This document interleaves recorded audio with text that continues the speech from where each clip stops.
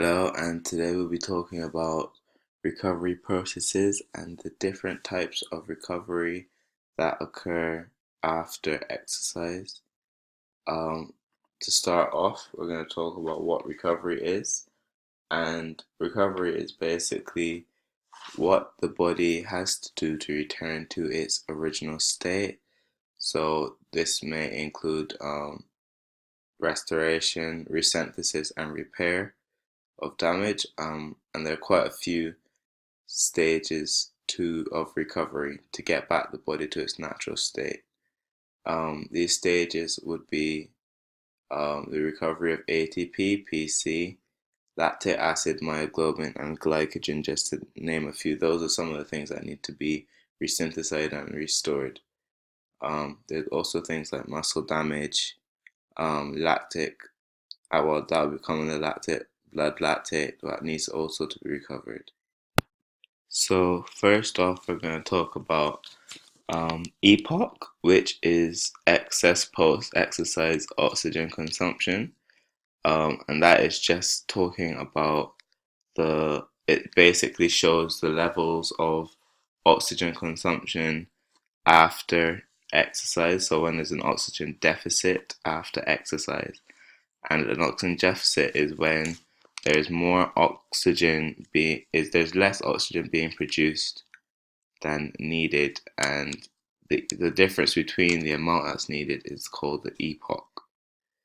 Um, in the epoch graph that's seen at the bottom of the slide, we can see that the VO2 levels start off at resting values, and in the beginning, the very beginning of exercise, you can see that the VO2 increases at a gradual pace, but that's not what is needed to be produced. So this is when the body is working anaerobically without oxygen, because the systems need to go through a particular process before they can work aerobically, which is using oxygen.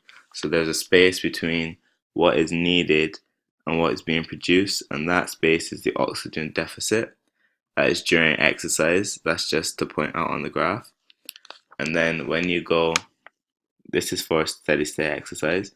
And then once exercise finishes, after that 15-minute period seen, you can see that there's a rapid decrease um, in VO2 that is being used. And that space between the VO2 being used and resting levels is called the epoch, which is again the excess post-exercise oxygen consumption. So that's the excess oxygen being consumed above resting levels. In different types of exercise, the epoch will differ. So as you can see in maximal, there is a higher, well, that is for during exercise. This is for maximal exercise that lasts a minute. The oxygen deficit lasts the whole, there's a complete oxygen deficit the whole time during exercise, and the epoch is a lot lower than it is this is because once you're finished, you would have consumed a lot less oxygen because it's only a minute long, and it would take faster to recover to resting levels. Now, there's different types of recovery, alactic and lactacid recovery, and the first one we're going to talk about today is alactic recovery, which is a fast component recovery, and it works to restore muscle ATP and PC, and also removal of hemoglobin and myoglobin.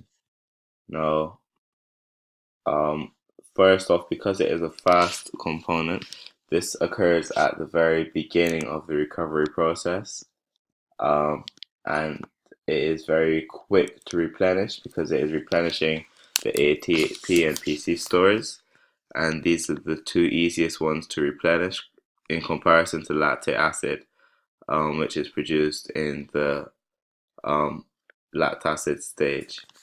And also, this ATP-PC part of the lactic recovery stage can take up to 3 minutes to recover 100% of what was used, and it uses up 3 to 4 liters of oxygen um, that was used.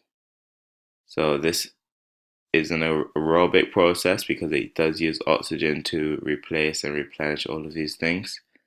And it does also help with the saturation of hemoglobin and myoglobin. And this is done by myoglobin recombining with oxygen to um, take oxygen to the mitochondria when exercise begins again. So it just helps it to restore its original saturation, so that it's ready for exercise in the future, and it can take up to 1 to 2 minutes to fully recover. In different types of exercise, um, there may be more or less um, of these things need to be recovered. So, for example, if it's a sprint or in an exercise that only lasts for 1 minute at maximal intensity, this means that there will be complete ATP and PC or and hemoglobin, myoglobin to be fully saturated once again and restored. But if you're playing a sport such as football, you may you will use all of these recovery stages, but during the match, you will actually be recovering, so it will not all come at the end of exercise. So as you can see in this graph, you can see that um, the the the restoration of ATP or ATP levels are 100%, and during exercise it will go down and then it stops. So that might be a lull in the game where you just stand still if you're a goalkeeper or if you're a defender, um, and it will start to recover ATP and PC once again until you start to move. And that will mean that it will happen during the game, not just all at once after recovery. Now moving on to the next stage of recovery, the lactic acid recovery stage. And this recovery stage uses, um, well, helps to remove lactic acid, remove CO2, and replace glycogen. And I'll be talking about these slow components. Now, all of these components take a lot of time to recover because they require a lot more oxygen and um, oxygenated blood to remove or deal with their presence. So, for example, carbon dioxide, which is produced in the muscles, needs to be removed and is removed by the oxygenated blood, um, and it's dissolved in 3% dissolved into plasma, 70% into the carbonic acid, and 23% into carbaminohemoglobin, and these all help to remove the carbon dioxide, but it also has an effect on heart rate and breathing rate, and more cardiac output is needed because more carbon dioxide needs to be removed, and also ventilation may increase because of extra carbon dioxide. Now, this stage can last for hours or even days, up to 2 days, and this is one of the main reasons of this is because of the removal of lactic acid and its process to get removed from the body. Now, lactic acid is needed. It's produced in the muscles once they've entered the aerobic stage during exercise, and is the byproduct of aerobic activity. After once exercise has stopped, then lactic acid has to be converted to pyruvate so that it can enter Krebs cycle and use as a fuel, which is then eventually converted to CO2 and H2O. That's 65% of lactic acid produced.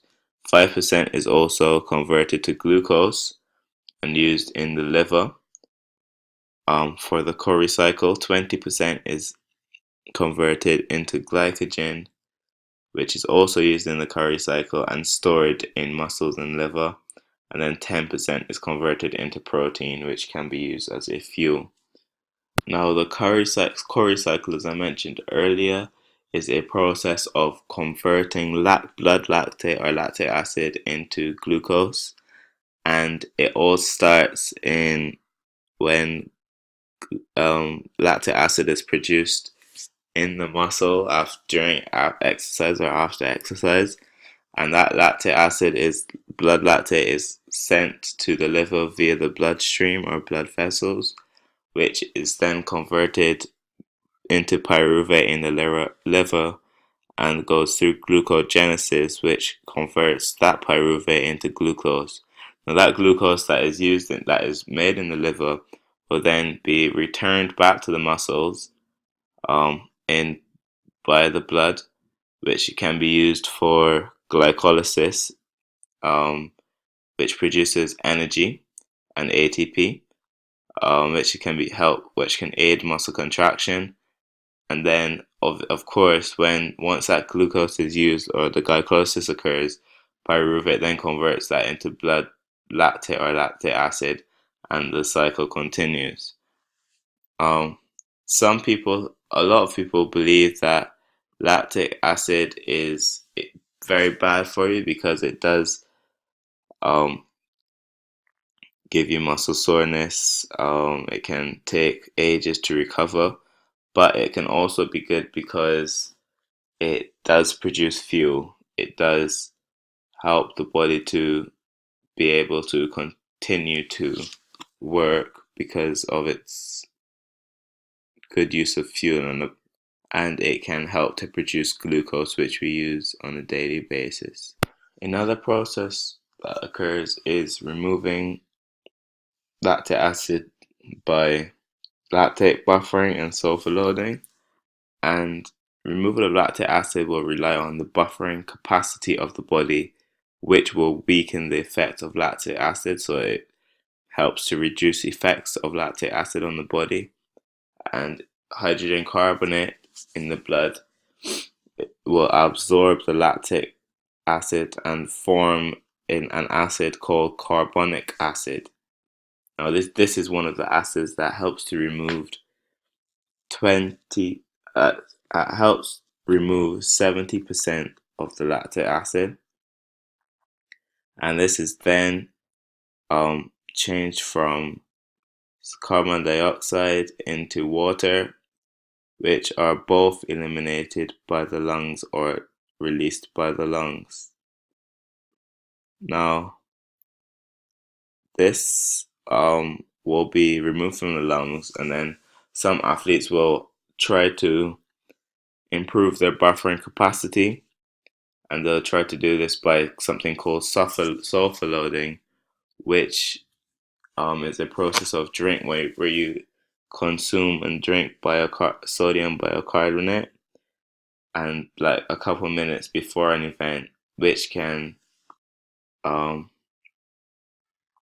improve your performance by producing less lactic acid, but it has a couple side effects such as vomiting and diarrhea. Muscle glycogen also needs to be restored. It's not only just lactic acid and CO2 that need removing. Glycogen stores can be depleted during exercise and can take up from between hours and days of recovery, as you can see in the graph below. And this is, but it does take quite a while to be completely depleted. So the only reason it will take a couple of days to restore is if glycogen is completely depleted, which can take up to 1 to 2 hours of exercise anyway. So this will not be relevant for those doing anaerobic activity. Now, a short duration but a high intensity event, such as 200